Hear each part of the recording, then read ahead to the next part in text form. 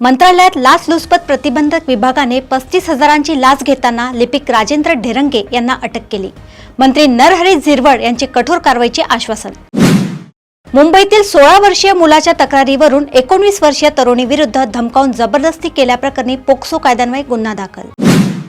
बारामती कृषी उत्पन्न बाजार समितीला अजितदादा पवार यांचे नाव देण्याचा निर्णय संचालक मंडळाने घेतला। श्रीरामपूर शहरातील एका नामांकित प्राथमिक शाळेत अल्पवयीन विद्यार्थिनीशी असभ्य वर्तन प्रकरणी शिक्षकावर पोक्सो अंतर्गत गुन्हा दाखल, आरोपीला अटक। कोल्हापूर जिल्ह्यातील गडहिंग्लज तालुक्यात नेसरी महागाव रस्त्यालगत ओढ्याजवळ महिलेचा शिरविरहित सडलेला मृतदेह आढळला, पोलिसांकडून पंचनामा। नोंदणी नसलेल्या 304 जुन्या अभ्यासक्रमांच्या परीक्षा बंद करण्याचा निर्णय मुंबई विद्यापीठाने घेतला, परिपत्रक जारी। कांदिवलीच्या क्रांतीनगरमध्ये 7 वर्षीय मुलीवर ब्लेडने हल्ला करून सोन्याचे लॉकेट लुटले, परिसरात भीतीचे वातावरण। अहिल्यानगर शहरात 2 गटात गोळीबार, गँगवॉरमध्ये 1 ठार 1 जखमी। पुण्यातील गणेशखिंड वनस्पती उद्यान जैवविविधता वारसास्थळ घोषित, वृक्षतोडीच्या शक्यतेवरून पुणेकरांचा तीव्र विरोध।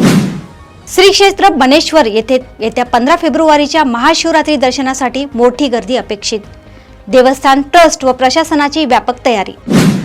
प्रदेशातील अशाच टॉप 10 घडामोडी मी अपर्णा आपल्यापर्यंत घेऊन येतच राहणार। तोपर्यंत बघत रहा देशोन्नती। नमस्कार।